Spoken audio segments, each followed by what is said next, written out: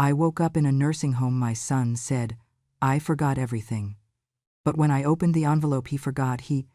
I woke to the sound of something sharp and metallic striking the floor, maybe a cart, maybe a tray, but it sliced through the fog in my head like a blade. For a moment, I did not know where I was. My eyelids felt heavy, glued together by something thicker than sleep, and the air carried a sterile chill I had never allowed in my home. I tried to lift my hand, and even that felt borrowed, as if it belonged to someone older than me. Someone weaker. Someone forgot. When I finally pried my eyes open, I saw white walls first, then the metal railing of the bed, then the pale blue curtain drawn halfway across the room. The ceiling lights were too bright, too sharp. They made the silence feel louder. That was when I heard his voice, steady, cold, and frighteningly casual. Yeah, she does not remember anything, Carl said. She has been confused for weeks. You know how it is. My son. My boy. The child I carried in my arms through storms. The child I fed when he was too little to hold his bottle. The child who once clung to my skirt, crying because a neighbor's dog scared him. But the man speaking now was not that boy. A nurse responded softly. She said your name when she came in. She seemed aware. Carl laughed. Not with joy, not with affection. It was the kind of laugh someone uses when they want to dismiss another person entirely. She is imagining things, he said. She does that. It is just the age and the confusion. She is not capable of living on her own anymore. I tried to speak, but only a dry rasp escaped me. Something in my throat felt caught, like a stone. I lifted one shaking hand toward him, not to stop him, just to remind him I was still here. He did not even look. Instead, he said louder this time, so the nurse could hear every word. Catherine has not been herself for a long time. Keeping her at home only makes everything harder for us.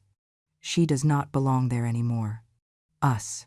He said us, as if I had become an outsider to my own family. I listened, unable to sit up, as he added, leaving her here is the right choice. Let the professionals deal with her. At home, she just gets in the way. The words struck deeper than anything he had said to me my entire life. Not because they were cruel. Cruelty from Carl was no longer foreign to me, but because of the ease with which he said them, as if they were facts. As if this was simply the natural order of things. The young moving on, the old swept aside. If you feel justice deserves celebration, smash that hype button. Let us keep stories like this alive, echoing far, far away. Your support helps us bring understanding and love to those who deserve it. Thank you so much. Keep listening. The nurse cleared her throat gently, perhaps discomforted by how casually he discarded me. She still seems aware of where she is, she said. Patients often feel scared on the first day. Sometimes all they need is reassurance from family. Family. What a cruel word when spoken aloud beside the person who had become the very source of my fear. Carl answered, You do not have to sugarcoat it. She is lost, and honestly, it is for the best that she forgets things, makes everything easier. Easier for whom? I lowered my gaze to my lap, where my fingers curled into the thin blanket. My mind felt slow, like a heavy door struggling to swing open. But I remembered the glass of water he had handed me last night. I remembered the bitterness on my tongue. I remembered asking, What is this?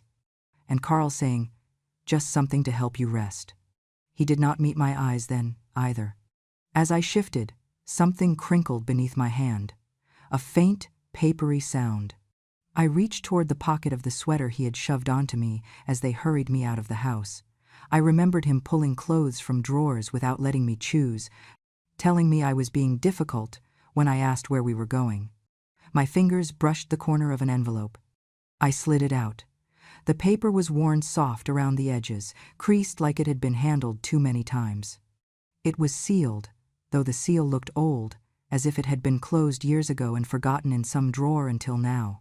Why was it in my pocket? Had Carl meant to give it to someone here? Had he mistaken it for something else when he stuffed my things together? Or had he dropped it into my sweater without realizing? I did not open it. Not yet. But holding it made something stir inside me, something I had not felt in a long time. A quiet, persistent thrum, like a heartbeat trapped under paper. I hid the envelope beneath the blanket just as Carl finally turned toward me. His eyes were flat. "Do you see?" he told the nurse. "She is barely aware. She cannot even sit up without help." I met his stare. I wanted to say his name, Carl, not in anger but in the desperate hope that some small part of him might remember the woman who taught him to tie his shoes, who stitched his Halloween costumes, who stayed awake through every fever. But nothing came out. He did not wait for me to try again. He simply said, "She is safer here, better here, for everyone." Then he walked away. The nurse touched my arm gently. "Do you want some water?" she asked. I shook my head, still feeling the weight of the envelope hidden against my side. I did not know yet what was inside. But I knew one thing. It was the first thing in a very long time that Carl had not taken from me. I once believed pain had limits until the day I gave birth. I do not remember the screams or the lights, only the silence after hours of struggle. One of my sons never cried, never opened his eyes. He slipped away before I could touch him. I nearly followed him. My body tore apart, and the doctors said the bleeding would not stop unless they removed my uterus. I remember Jim standing in the doorway as the doctor explained I would never carry another child. He did not take my hand. He punched the wall and looked at me with a hatred I had never seen before. "You could not even keep my son alive," he said. "You cannot even do the one thing a woman is supposed to do." Those words branded themselves into me, but the deeper wound came later, when the nurses whispered that he had left the hospital early. I spent the first night alone, staring at the empty bassinet where a baby's blanket still lay folded and untouched. From that day on, Jim treated me as if I were a failure walking around in skin. The dead twin was not a tragedy to him, it was an accusation. And I became the accused. Years passed, and the space between us widened. When we finally adopted Carl as an infant, a boy with no family to claim him, I thought, maybe, just maybe, life was giving us a second chance. I poured every piece of love I had into that child. I held him against my chest until our heartbeats fell into rhythm. I whispered promises into the soft curve of his ear. I told myself that even if I could not bring life into the world, I could still raise it. But Jim, he never truly accepted Carl. And he made sure Carl felt that difference. When Carl was 6 or 7, I overheard the first seed Jim planted. Carl had walked into the living room, holding a drawing he made at school, something with stick figures and a house. Jim glanced at him, just one glance, and said, "You do not look like me. Ask your mother what she was doing when I was not around." It was said casually, like an offhand remark, but it was poison. Poison sinks slowly, then permanently. Jim repeated versions of that line for years. Sometimes he said it while drunk, sometimes while pulling on his coat to leave yet again, sometimes in front of relatives who smirked as though they knew secrets I did not. And Carl, who once ran into my arms when thunderstorms scared him, started looking at me differently, as if he was waiting for me to confess something I had not done. School made it worse. Children are cruel without meaning to be. They mimic what they hear at home. Carl came home one afternoon with scraped knuckles and tears he refused to let fall. "They said I am not my father's son," he muttered. "They said you were with someone else." I knelt down, trying to take his hands, but he pulled away. His voice trembled not with fear, but with shame. "I am your mother," I said. "That is the only truth that matters." He did not believe me. And when he got into fights defending my name, he was punished for it, suspended from school, humiliated in front of classmates. Jim did not comfort him. Jim shouted, "Why do you defend her? Do you think she is worth it?" One day, a classmate delivered the final blow. Carl came home shaking, eyes blazing, and confronted me with all the fury a child can hold. "Dad left us because of you," he yelled. "He left because you betrayed him. Tell me the truth. Tell me what you did." I tried to speak. I tried to explain. "No, Carl, I never—" "Stop lying," he screamed. "Everyone knows. Everyone says it. Why will you not say it?" His face twisted not just with anger, but with desperation. He needed someone to blame for his father's abandonment, and I was the easiest target, the only target. I showed him the medical records from the hospital, the surgery report, the doctor's notes, the chart explaining why I could not have biological children. Carl slapped them from my hands. "I do not want papers," he shouted. "I want the truth." The truth, simple, yet impossible. I almost told him then that he was adopted, that he had never been unwanted, that he had been chosen with love. But behind his anger, I saw fear. If he learned he was not Jim's son, he would feel fully abandoned, unanchored in a world that had already mocked him for being different. So I chose silence over defending myself, and in that silence, Jim's lies took root. Carl grew older, colder, and eventually stopped asking questions. He believed the worst of me because it was easier than facing the truth. I carried that truth alone, like a mother mourning a child she never got to raise. Time does not heal everything. Some wounds deepen. Some betrayals echo forever. And some children grow up hating the person who loved them most. I wish I could say the night before Carl took me to the nursing home was a blur. But the truth is, I remember every terrible word. My mind was slow, my body felt heavy, but my ears caught everything. Pain sharpens certain senses. Even the dying candle hears the wind. I had gone to bed early because my joints were aching. I heard Carl and his wife in the kitchen, talking in their quick, secretive tones. At first I thought they were discussing bills, a leaking pipe, something ordinary. But then her voice slipped through the doorway, careless and cruel. "We cannot get the loan if she is still living here," she said. "The bank requires the property to be in our possession. Legally, fully." Carl muttered something, but she cut him off. "And her clutter? Her old furniture? Her room? All of it takes up space we could use. We need a nursery. We need an office. We cannot build a future around a woman who cannot even remember what day it is." I felt a sting in my eyes, the kind that comes from humiliation rather than sadness. I kept still on the bed, breathing quietly, hoping for one hint of kindness, 1 second of hesitation, something. Instead, Carl answered, "She has been making me look bad my entire life. People still talk about the past. They think I am the product of her mistakes." The product. Not the child. Not the son. A product. He lowered his voice, but I still heard. "She embarrassed me every year growing up. Every time someone questioned who I was. Every time someone repeated what Dad said. She never fixed anything. She just stood there, pretending innocence. Pretending." That was what he believed in me. His wife clicked her tongue. "So stop dragging this out. Just give her the pills. If she sleeps through the drive, she will not fight. Once she is in the nursing home, the staff will take her. They always do." Carl hesitated. "What if she remembers too much?" She laughed softly. "She hardly remembers who she is. The less she knows, the easier it is for us. We sign the papers, get the house, and we move forward. It is time to clean the slate." Clean the slate. Erase me. I lay frozen under my blanket. The air felt thick. Not with fear. I had lived with fear before. This was different. This was the sting of becoming an inconvenience to the very people you raised, the people you sacrificed for. There is a special kind of pain in hearing your existence measured in property value.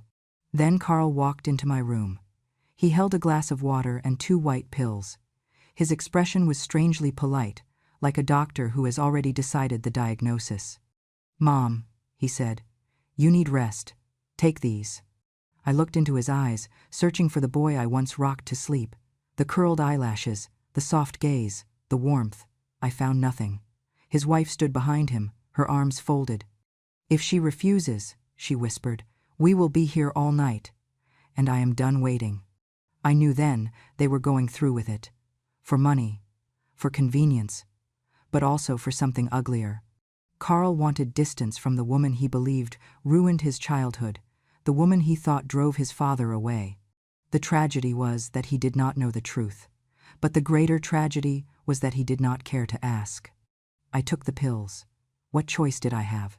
A person can fight many things in life, but there is no defense against betrayal from your own blood. The room wavered, their voices tangled into murmurs. "She will sleep through the whole thing," his wife said. Good, Carl replied. I do not want a scene. I felt my body sink deeper into the mattress, not from comfort, but from sedation. I heard them packing quickly, my clothes, my toothbrush, a sweater. They did not let me choose anything. They did not ask what I wanted. They did not speak to me as a person. I heard the soft rip of drawers, the metallic clink of hangers, the hurry of people cleaning a house before moving out of it. I could not lift my head. My eyelids felt glued shut. Then, something unexpected happened. Carl's hands searched through my closet, pulling things out carelessly, and I heard the unmistakable sound of paper rubbing against fabric. He muttered, "What is this old thing?" Then he shoved something into the pocket of my sweater. I could not see it then. I barely registered the gesture. Only later would I know it was the envelope. My breathing slowed. My limbs turned to sand. Through the haze, I heard the final words spoken before everything went dark. "No one needs her anymore," his wife said. And Carl replied, with a calmness colder than any winter I ever lived through. "Exactly. This is the best decision for all of us. It is one thing to be old. It is another to be unwanted. But to be unwanted by the child you raised, the child you fed, the child you defended, even when he spat venom at you, that is a grief deeper than death." The world dimmed, and the last thing I felt was not the pull of sleep. It was the weight of knowing my son did not just abandon me. He planned it. I waited until the room finally fell silent, until the nurse's footsteps faded down the hall. Only then did I reach under the blanket and pull out the envelope I had hidden against my ribs. I remembered the faint rustle from the night before, Carl shoving my clothes into a bag, his hand brushing something paper. He must have stuffed it into my sweater without realizing. The envelope felt strangely old, the edges worn soft by time. My hands trembled as I slid a finger beneath the brittle flap. The seal cracked open like thin ice. I unfolded the first page, and the world shifted. A death certificate. Male infant, twin B. The date matched Carl's birthday, and the day I almost died. I touched the ink, the only trace of the child I never got to hold. I turned to the next document, the surgical report. Emergency hysterectomy required to save patient's life. The words reminded me of everything I lost: my child, my body, the future Jim blamed me for ruining. I folded it carefully and reached for the final paper. My breath caught. Carl's name, the adoption certificate. The truth I carried alone for 20 years, now trembling in my son's hands, ready to break his world the way mine once broke. My eyes hovered over Carl's name, printed in the shaky typewriter font hospitals used back then, followed by mine and Jim's. Adoptive parents. There it was, the truth I had carried alone, the truth that could have spared him so much anger if only he had wanted to hear it. I remembered holding Carl's tiny body against my chest for the first time. I remembered the nurse saying, "He calmed down when you touched him." I remembered thinking that perhaps the universe had not abandoned me after all. But I never told him. I never told him because I saw the way he clung to Jim when he was little, the way he looked for any sign that he belonged. And I could not bear the idea of him believing he had been unwanted twice, once by the world, and again by his own father. My fingers moved to the next folded sheet. It was a letter, one written by the doctor who had handled Carl's adoption. Mrs. Dunn. It began in small, tidy handwriting. "This child needs a home. He came into the world without one. You have suffered deeply, but I believe that raising him will give both of you something life tried to take away. You are saving a life, whether you see it that way or not." I read those lines several times. I had forgotten this letter existed, forgotten that someone once saw me, not as a failure, but as a mother who chose love intentionally. Then, near the bottom of the envelope, I found one last piece of paper folded smaller than the rest, yellowed with age. It was my handwriting. I recognized the slant, the uneven strokes where my hand trembled. It was a letter I started for Carl when he was 12, a letter I never finished. The top line read, "My dear Carl, I need to tell you something important." Below it, more hesitant words. "I would rather have you hate me than let you believe you were never chosen. I want you to know the truth someday. but only when your heart is ready. I remembered writing it. I remembered stopping halfway, terrified that telling him he had no blood connection to Jim would break him entirely. I tucked the unfinished letter away and never tried again. Reading it now was like opening a wound I had kept stitched for years. I folded it gently and pressed it to my chest. A single whisper slipped out of me so soft I almost did not hear it myself.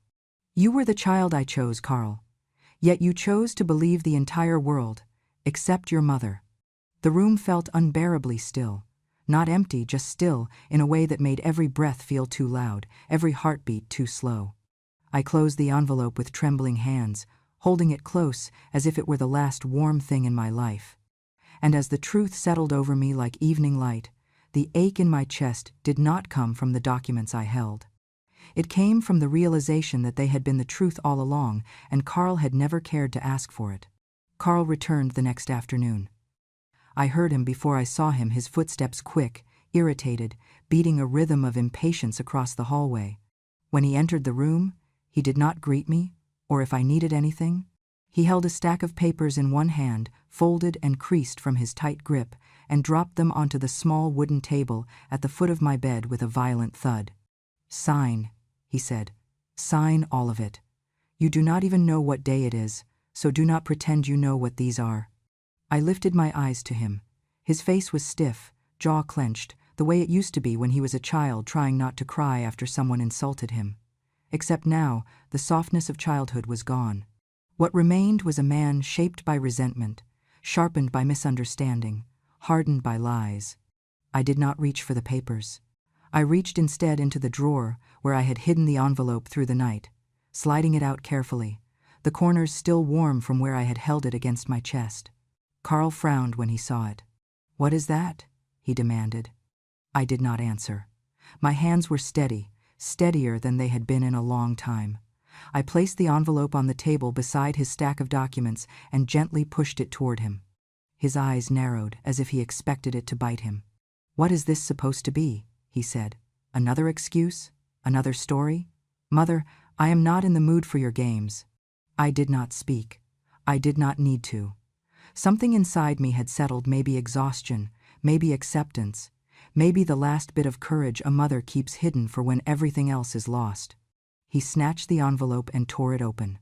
The first paper slipped out, fluttering slightly as it fell into his hand. His brow furrowed. "What is this?" he said. "A death certificate? Who is this?" He scanned the words, confusion creeping across his face. Twin B? Male? Newborn? Date of birth? His voice grew smaller with each phrase he read. Then he looked at me sharply, searching my face for a lie. "You had twins?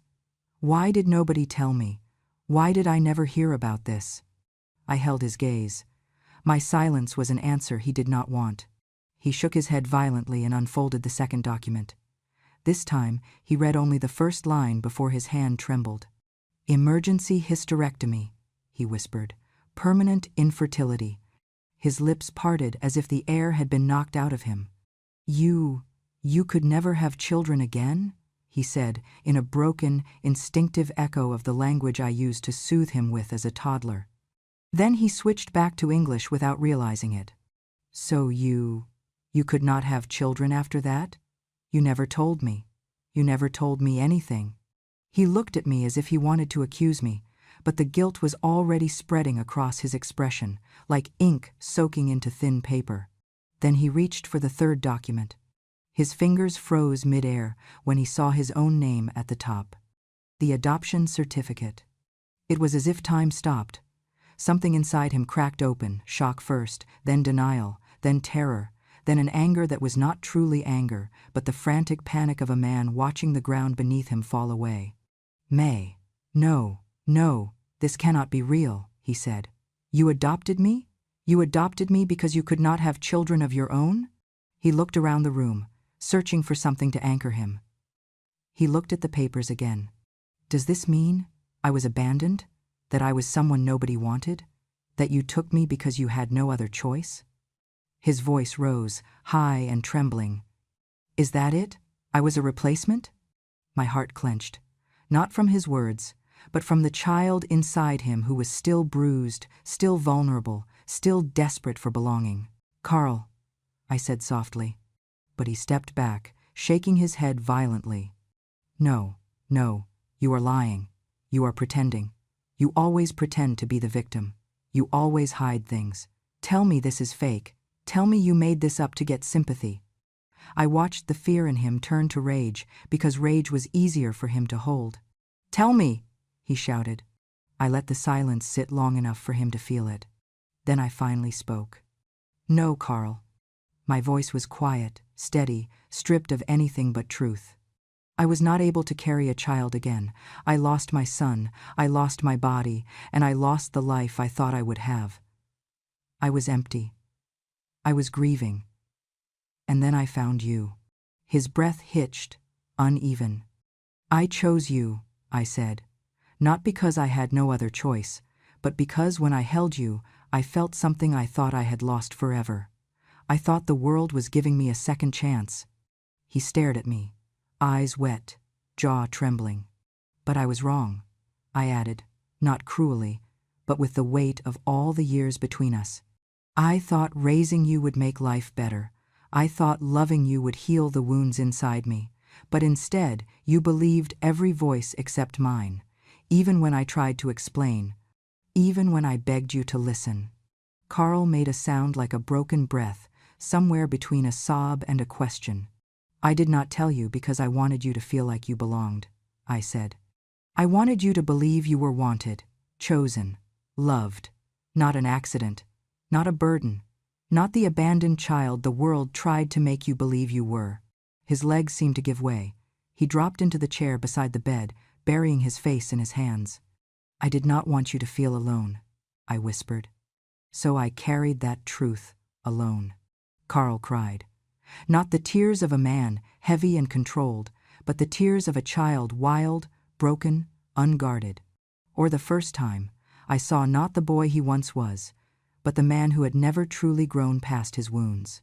The boy I had loved. The boy who no longer saw me as his mother. Carl sat hunched forward, elbows on his knees, his face still damp from the tears he had been fighting. He could not look at me, not directly.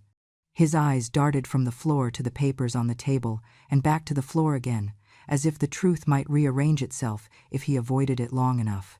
Then he whispered, barely audible, "Dad told me I was not his." The words did not surprise me. They hurt, yes, but not with the sting of revelation. It was an old wound, one I had known existed even before Carl ever found the courage to give it shape. "He told me," Carl continued, voice tight, that you had someone else, that he stayed with you out of pity, that he tried to be a father, but he could not pretend when he looked at me." He ran a hand through his hair, pulling at the roots like he wanted to rip the memories out. "He said you were the reason our family fell apart, that you ruined his life, that I was the reminder." He was shaking slightly, not from anger at Jim, but from the realization that he had built his entire identity on a lie told by a man who abandoned both of us. I let the silence settle. Sometimes truth needs space to breathe before it can be spoken. Finally, I asked the only question that mattered. "Carl, when he said those things, who did you believe?" He stared ahead at nothing. His throat worked before he spoke. "I believed whatever made everything hurt less." He exhaled, defeated. "I believed whatever made me feel like I was not the problem. If I believed you were guilty, then I did not have to wonder why I was so different. I did not have to ask why he treated me the way he did. I did not have to face the possibility that he might not have wanted me at all." His voice cracked. "Blaming you was easier." I nodded slowly. I had known that truth long before he said it. I had seen it in the way he flinched when people mentioned Jim, in the way he bristled whenever I offered explanations. He was not searching for truth. He had been searching for relief, and Jim had handed him the easiest version. "Your father," I said quietly, "wanted to leave long before you were old enough to understand anything. He wanted a different life, a simpler life, a life without responsibility. Blaming me allowed him to walk out without looking like the one who ran." Carl finally looked at me, eyes wide with something fragile and painful. Did he ever love me? The question was a blade. I took a moment before answering, because truth should never be used as a weapon against a wounded child, even when that child is grown. Jim loved what made him feel powerful, I said. He loved admiration, control, being the man people praised. But love, true love, does not turn its back and throw stones at those left behind. Carl swallowed hard. He told me you were the liar, that you were the reason he left. He said you were not enough. I felt something inside me grow heavier, but not bitter, just certain. Your father lied to you, I said, because it made leaving easier, because it allowed him to rewrite the story in a way that kept his hands clean. Carl wiped his face with the heel of his palm. I wanted to believe him. I wanted to think he had a reason to stay away from me. I wanted to think you were the problem, because if you were the problem, then I did not have to wonder what was wrong with me. His shoulders sagged under the weight of those words. It is easier to hate the person who stays, I said softly, than the one who walks away. He closed his eyes, and for a moment, he was not a grown man.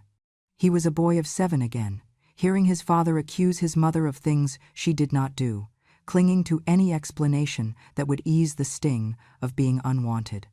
He whispered, "He said so many things, and I never even questioned them." "I know," I replied. "I knew all along." Carl opened his eyes, meeting mine with a rawness I had not seen in decades. "I am sorry," he said. "I did not want to know the truth then. I do not know if I can accept it now." I nodded once. "It is not the truth that hurts," I said. "It is how long you chose to live without it." And for the first time since he was a child, Carl had no defense, no accusation, no shield. Only the quiet collapse of a belief that had shaped his entire life. And the painful understanding that the man he trusted most was the one who betrayed him first. I did not sleep that night. Not because of fear, not because of the unfamiliar bed or the faint hum of machines in the hallway. I stayed awake because, for the first time in years, I knew exactly what I had to do. The truth had finally been spoken aloud, and there are truths that, once freed, cannot be folded back into silence. By sunrise, a nurse came in to check on me. She asked whether I wanted breakfast. I said no. What I wanted was a pen. She brought one without question. I sat up slowly, my back stiff from the thin mattress, and pulled the papers the social worker had given me the day before. I read them carefully. I read every word. Then, I asked to make a call. They let me speak privately to an attorney the facility worked with. I told him I needed my will rewritten. When he asked whom I wanted my estate to go to, I said, children who do not have a home, children who were abandoned before they even learned to walk, children like the infant Carl once was. I heard his sharp breath through the phone. There was a pause. "Mrs. Dunn," he said gently, "do you understand that means your son?" "My son," I interrupted quietly, "made himself a stranger long ago." He hesitated again, then asked whether I wanted to remove Carl from all inheritance and legal authority. My answer came without trembling. Yes. Remove him entirely. When I hung up, I felt lighter, as if a chain had come off my chest. I knew what would happen when he found out, but regret had no seat at my table anymore. Later that afternoon, 2 representatives from the Adult Protective Services arrived. The nurse had reported the bruising on my arm and the unusual sedation the night I was admitted. I did not want to humiliate Carl. I did not want revenge. But I told the truth, word for word. The pills, the forced ride, the dismissive cruelty. Their pens scribbled faster with every sentence. One of them asked, "Mrs. Dunn, do you feel safe with your son?" I said the only thing I could. "I do not feel like his mother anymore." They exchanged a look. Notes were made. Papers were documented.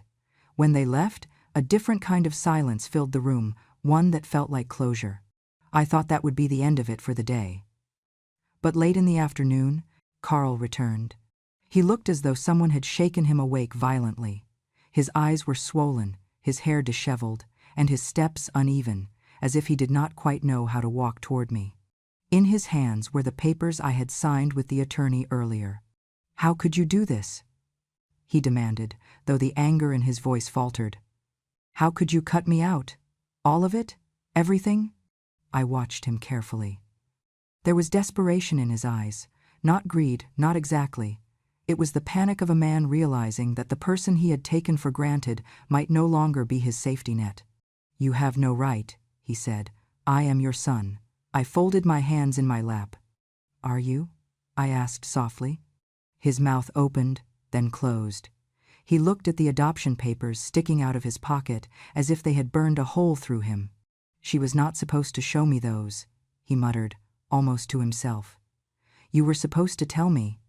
I let out a long, tired breath. You never wanted the truth. Only someone to blame. He flinched.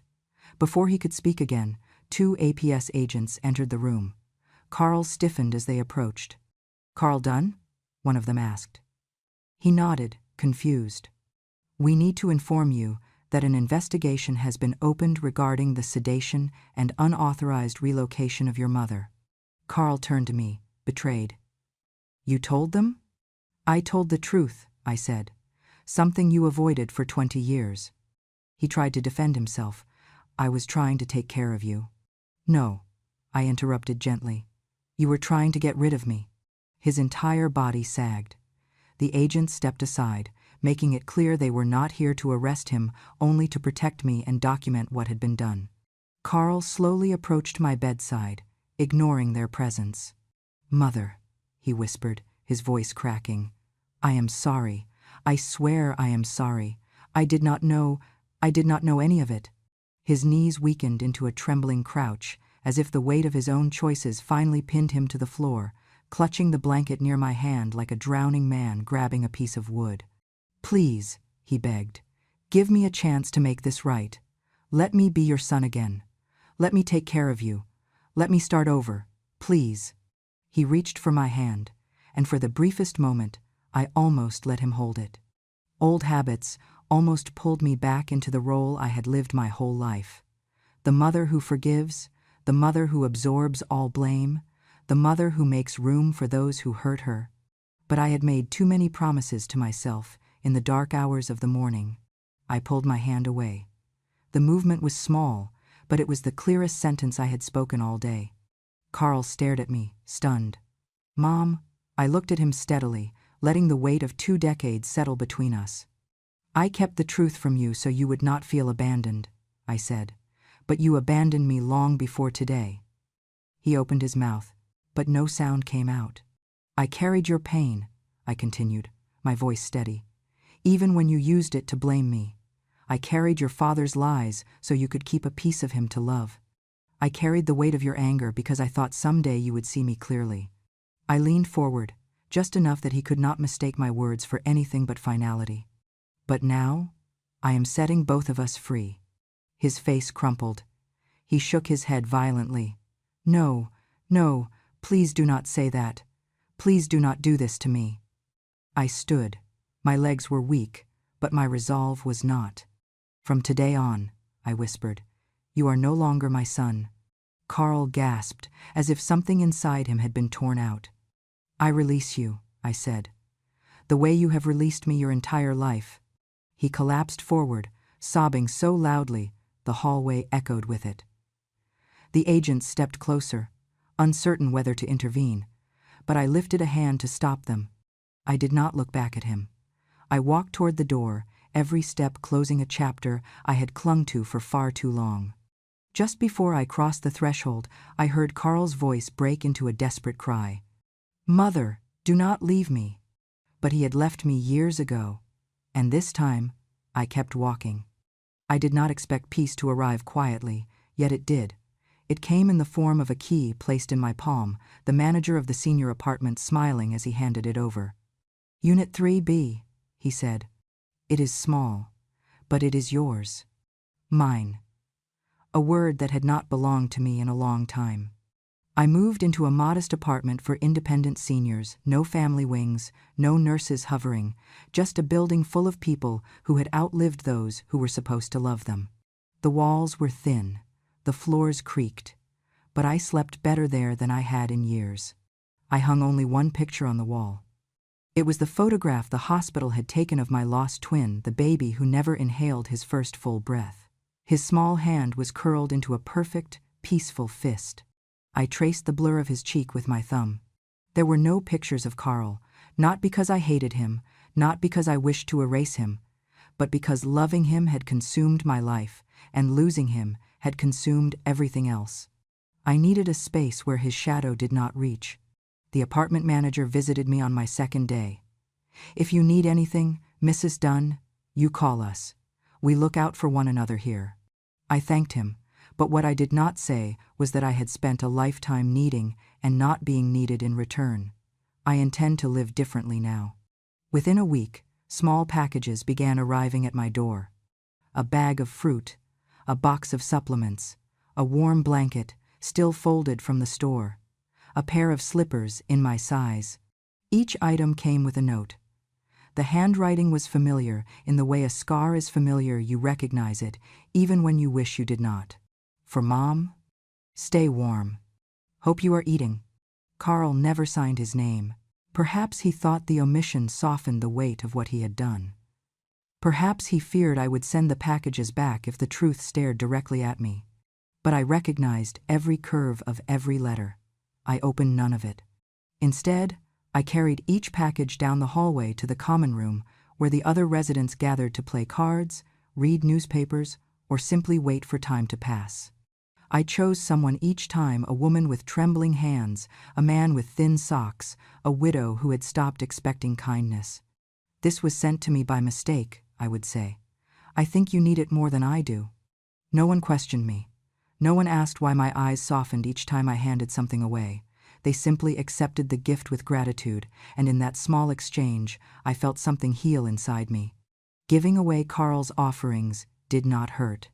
What hurt was knowing these gestures were the closest he would ever come to an apology. Every few evenings, I noticed a shadow outside just beyond the courtyard, near the fence. Tall, still, familiar. Carl. He never approached. He never called out. He stood there, half hidden behind a tree, watching the window he believed was mine. Sometimes I stood inside the room with the lights off, the curtain barely open, looking down at him, watching the boy inside, the man who finally understood the cost of his choices. Watching the son, who learned too late that mothers do not last forever. He would stand there for several minutes, long enough to gather courage, but not long enough to use it, then leave, shoulders bowed, hands shoved deep in his pockets. I never opened the window. I never opened the door. I never said his name. I had spent too many years waiting for him to see me. I would not spend the rest of my life waiting for him to forgive himself. One winter afternoon, during a small community gathering, someone asked me to share a piece of wisdom. The others had spoken before me, stories of marriages, war, grandchildren, heartbreak, joy. I cleared my throat. "I used to be terrified of losing my son," I said. My voice was steady, almost serene. But I learned something the hard way. The room quieted. You cannot lose someone who never chose to stay. Some gasped softly. Others nodded, understanding more than they wished they did. I continued. I did not lose a child. I lost the illusion of a child I thought I had, and in letting go of that illusion, I found something I had forgotten. I placed a hand over my heart. Myself. Silence followed. A kind silence, not pitying, not shocked, the kind shared by people who know grief intimately. After the gathering, a woman touched my arm. "I hope your son comes back to you," she said. I smiled gently. "He already did," I whispered. "Just not in the way he meant to." She looked confused, but I did not explain. Some truths are not meant to be spoken aloud. Some are meant to be carried quietly, like a photograph of a child you never got to raise, or the memory of a son who walked away long before he realized what he was losing. Each night, when I turned off the light and looked at the single picture on my wall, I felt peace, not joy, not triumph, just peace. Healing does not always come with reunions. Sometimes healing is simply choosing not to bleed anymore. And I had finally chosen that. That is my story, child. A long road of silence, truth, and the kind of heartbreak only a mother can understand. but also a road toward freedom, the quiet kind, the kind you do not notice until your hands stop shaking. If you stayed with me until the end, thank you. You listened to a story many people would rather turn away from. Yet these are the stories that happen every day behind closed doors. And if you want to keep walking with me, through the secrets families bury, through the betrayals we survive, through the victories won without raising our voices, then do one small thing for me. Subscribe to Grandma True Stories, not for me, for every woman who was unheard, unseen, or unloved until the very end. For every grandma who still has a story burning inside her chest, waiting to be told. Click that subscribe button, stay close, and come back for the next story, because I still have many truths left to share. And remember, revenge has no expiration date. Wisdom does not shout, it remembers.